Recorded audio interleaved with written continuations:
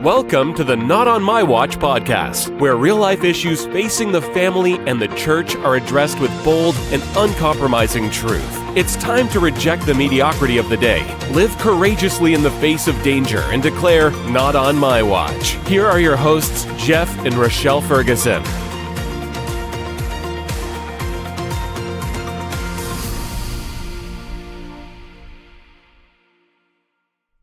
Hey, welcome to the Not On My Watch podcast. We are Jeff and Rochelle, and we're excited to talk with you today. Glad that you are listening. Thanks for checking it out. I'm excited about what we're going to talk about on the podcast, but I just have to make note of something real quick, and that is this is the first podcast episode of the year, I believe, where we are in short sleeves. Because can I just give you some good news? This is definitely not the first podcast of the year, but I get it, yes. We are in short sleeves. I'm telling you, it's incredible outside. I just wanted to start that out. I feel good. The sun is shining. We're ready to go. We have listeners from all over the country. Absolutely. So some of you are like, hey, we're from Florida and it's been nice year round. And some of you are still banking on spring coming. So well, we're here and it hasn't. So today is amazing. So. Yeah. Anyways, so we're talking about something that we talk about a lot with adults. But again, not on my watch, really talking about parenting, marriage, leadership. So we have lots of different kind of focuses, but really today is talking about how do we talk and deal with, not just talk about, but how do we deal with church hurt with kids? Yes. So I know church hurt is a trigger word. Some people are like already hearing it like, oh yeah, I know what you're talking about. And then some people are like, I don't even believe that exists. Well, it's somewhere in the middle, okay? I'm glad you bring that up because if somebody is out there and maybe they haven't experienced this, maybe they feel like this is just kind of a boogeyman. This is something that, people talk about, but it really doesn't happen. And yet we continue to see we continue to see the statistics get larger of maybe people who have left the church because of church hurt.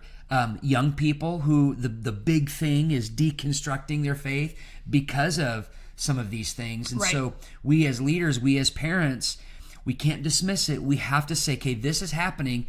Now, how do we address it so that people aren't walking away from the church? Yeah, I'd say if you haven't had church hurt, maybe you just joined. or maybe you're one of those people that like come on Christmas and Easter, and if you come on Christmas and Easter, you probably won't experience church hurt. Like, what's the biggest thing? Like, they ran out of bulletins for me or whatever. So I'm just saying, if you have been around the block a few times, you've experienced it. And we're really not talking about adult church hurt. That is super valid. We can talk about that at some point. And we will. Okay, it's on the list. I guess. We do have a podcast list. But really talking about church hurt for kids. Because if you just mentioned some of the statistics, it's scary, not in this like, way, but just like, I guess it's maybe just shocking the number of or like even the projection, but the actual reality of what's happening too. How many kids are walking away from the church when they are becoming young adults and they're no longer made to go. And a lot of it really has to do with legitimate church hurt. And so it's going to happen to your kids. If your kids go to a church more than Christmas and Easter, there's the opportunity at least for church hurt. So how do you help your kids? If you're a parent, what do you do? You know, and I think that's what we're really talking about today. And I think first is what are some church hurt? Oh yeah, like what is church hurt that kids have experienced? Because there are some really, if you knew it, you heard about it, and some of you do have experienced it, or kids have experienced it. It really just breaks your heart. I mean, some kids have experienced the fact that maybe someone they look up to, maybe it was their youth pastor, decided that they were going to replace their wife, that they were going to commit adultery, and then get divorced. And then, there's all these ramifications. Because when you're a leader, it's not just about what happens to you, but it's all the people that you were leading. So you think about all those kids who looked up to that youth pastor. Or I think about this, bullying. Kids, Yes. We know that bullying is an issue in schools. We talk about it, but we don't talk about it a lot in church. And kids can be bullied in church. They can be bullied in their Sunday school class. And there could be, rumors in, youth group, or there could be adults trying to take advantage of kids. There's so many examples. I don't know if we want to sit here and go through all of them. I mean, some probably are varying degrees. Yeah. But we're not in the business. We shouldn't be in the business of being like, well, my church hurts worse than yours, so you shouldn't have to deal with it. You think that's bad? Check this out. Right. And so the reality is that kids have experienced this. Yes. And I would suggest, or I would assert, that if your kids come to church on a regular basis, they're at least being exposed to the potential of this. So is the answer not to go? No. Absolutely not. That is not the answer. The answer is, how as parents can we be equipped to help our kids navigate this? Because they're going to have to navigate this as adults. And so if we don't help them navigate this when they're a kid or a teenager, we're not equipping them to navigate this as adults. And if you look around the landscape of the church, there's a whole lot of adults that have no idea how to navigate this. And we're doing this podcast so that people don't look poorly upon the church, don't walk away from the church, Right. don't wash their hands of the church and say, I'm never going back. That's why we're doing this podcast. The church is super important. Absolutely. Yes. So what do we do, parents? First thing, I think, is to not allow your view of God, to encourage your child, to let your child know, to not that their view of God would not be determined by the behavior of other people, by the behavior of other Christians, by the behavior of other people who claim to be Christians. Right. And so this is a huge one, and this is a hard one, because we look at people, we want our kids to have mentors. We want our kids to have people that they look up to and are drawn closer to Christ. So at the same time, though, there are people who do things that hurt other people, and at that same time, we can't allow our kids' view of God to be shaped by that person. Absolutely. And I think this is tricky. This is a hard. tricky one. This is hard, but I think this is just even a good reminder for all of us. But it's definitely something we have to impart, teach onto our kids about who God is. And people at times are going to disappoint us. They're not, sometimes people are going to act naughty. Sometimes, there's going to maybe it's just misunderstandings. Let's just put trust in the gap there. Maybe there's just misunderstandings. Maybe people are being purposely naughty. I don't know. But the issue is teaching your kids about who God is and not allowing other people to determine your relationship with God, or to determine, is God good? Do we base God's goodness off of the actions of others? Sometimes we do, and we really shouldn't. Right. And I don't think this is easy, though. I mean, No, this is not. Well, because I've heard it like this. Well, I don't come to church for the people. I come to church for God. Now, okay, of course, He's our highest priority. Right. But part of the church is the gathering together of other believers. So if we buy into that, we're like, well, God is the only thing that matters. Then what we're doing is we could potentially shut ourselves off from life-giving relationships. And we don't want to do that.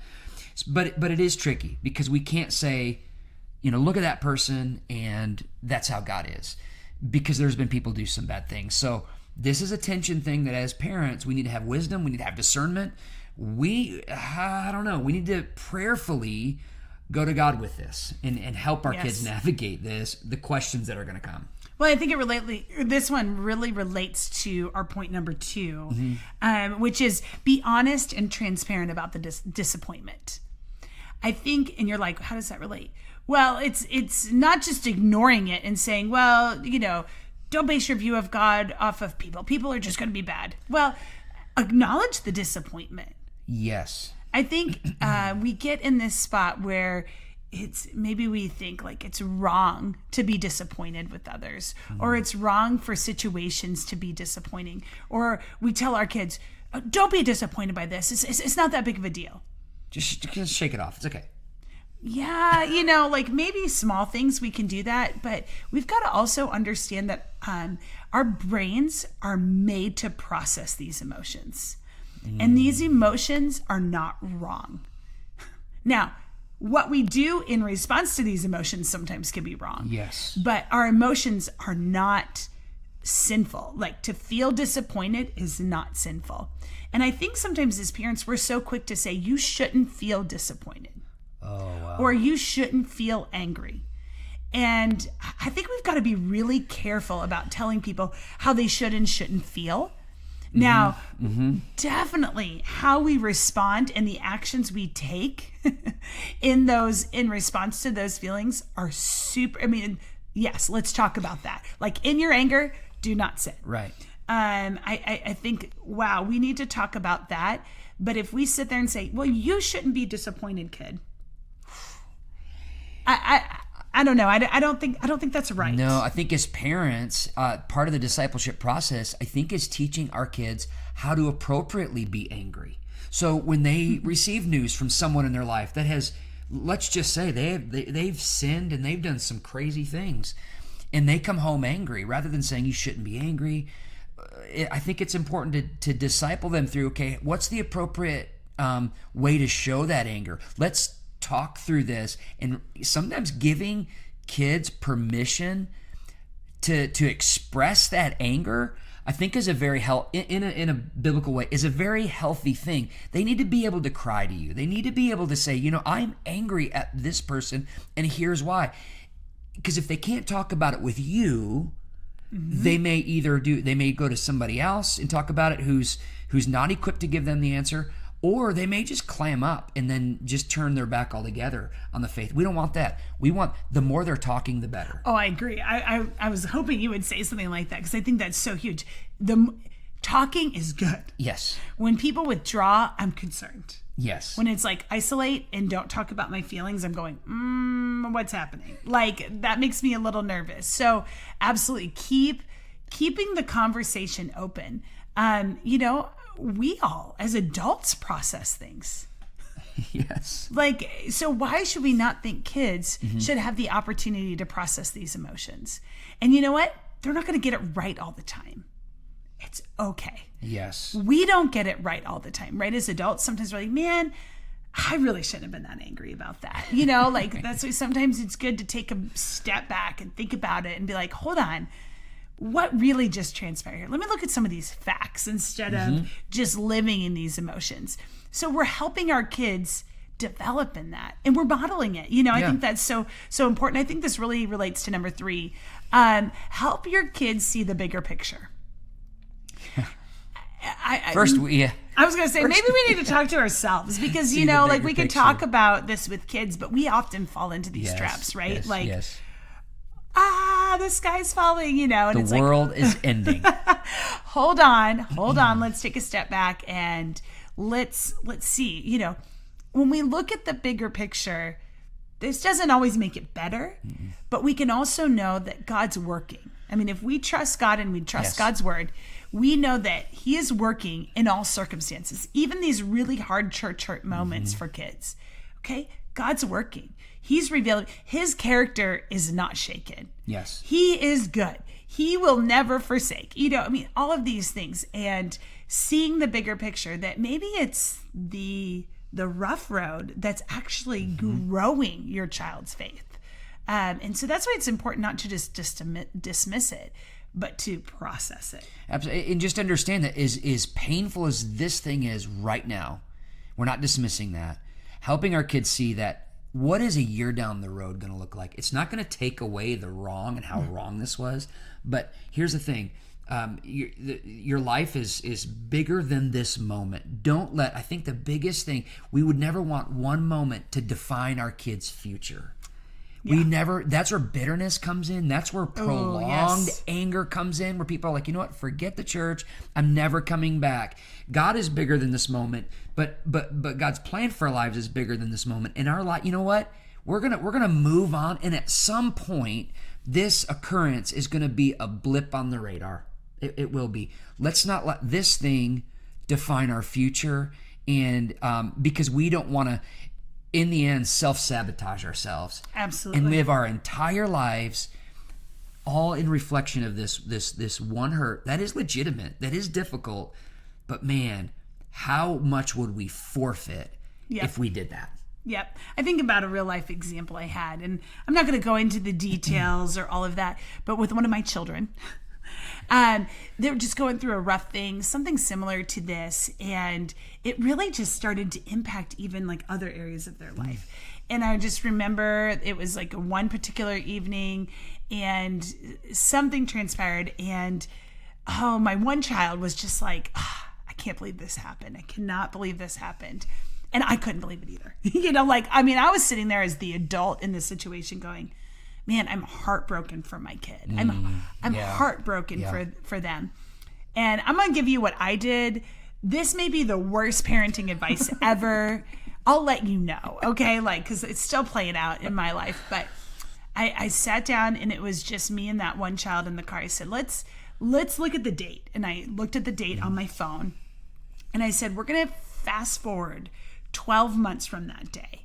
And I'm making an event on this day, 12 months from this day. I'm going to write down what happened today. Wow. On the 12th. And I said, we're not laughing right now, but in 12 months from today, I wrote down the child's name and my name, and we will laugh. That's good. And what I was trying to communicate, I'll let you know. Okay, I'm going to follow back up with this story. But I will let you know. But I really believe we will laugh about it. Because I'm already sort of laughing now. And it hasn't been a full 12 months. Right. And we will laugh about it. And I think it's you know what? It just was let's not let this be a thing that defines. Yeah. Even defines our whole mood. It was here we go. Let's write it down. It's real. Yes. Process it. We're writing it down, and then we're throwing it away. Wow. And we'll come back to it. And I wasn't sitting there going to my child who cares? You shouldn't be sad. Yeah. Why is this? I'm sorry. This is a trigger one for me. You ready? Why is this even bothering you? If we say that to our kids, if we say that to other adults, we're diminishing their feelings. If you say, why is this bothering you, to your child who's dealing with a legitimate occurrence of church hurt in their life, or any hurt for that matter. Yeah, I mean, this transcends. What you may not realize you're doing this, but you're communicating. If I were to do that, I'm communicating that you can't trust me with what you just shared with me. Because I'm going to make fun of you. Because you're going to make fun of you. I'm going to diminish you. I'm going to minimize what your experience. It's really not that big of a deal. Kind of grow up, no big deal. Our kids need to understand that they can trust us with their feelings. And we're not going to make fun of them. We're not going to minimize them or minimize the situation. We're going to walk through that with them, and we're going to disciple them in the process. We're going to come out on the other side, and we're going to schedule a time to laugh about it. Yes. Seriously. I mean, what I was communicating to my child in that moment is, we're in this together, baby. And that's how you keep your joy. We're in this together, baby, and I'm telling you, there's going to be a laugh. We're going to laugh. Yes. And man, I think we might even go to ice cream. I don't know, do something. Can I come? Yes. No, that's how even though you weren't there at the moment. No, that's how you keep your joy in the process. And here's the thing. If the enemy can steal our joy, he steals it all. He steals wins, it all. And so that's a way that you can literally, I know it sounds crazy, but this is my love language, schedule it on the calendar. Oh my goodness, am I becoming you? You know what? I will not complain. I will tell you, our calendars are different. Very different. But occasionally, I schedule things like to laugh. So there we go. Exactly. I schedule more boring things. You schedule. This is my time to read. This is my time to study. Don't give away all my secrets. Okay. We're live. We're not live. You can cut this if you want. Okay. All right. We'll find out. You know what? In post-production. If it's still here, you know. Yes, absolutely. Hey, check us out on our website, www.notonmywatch.co.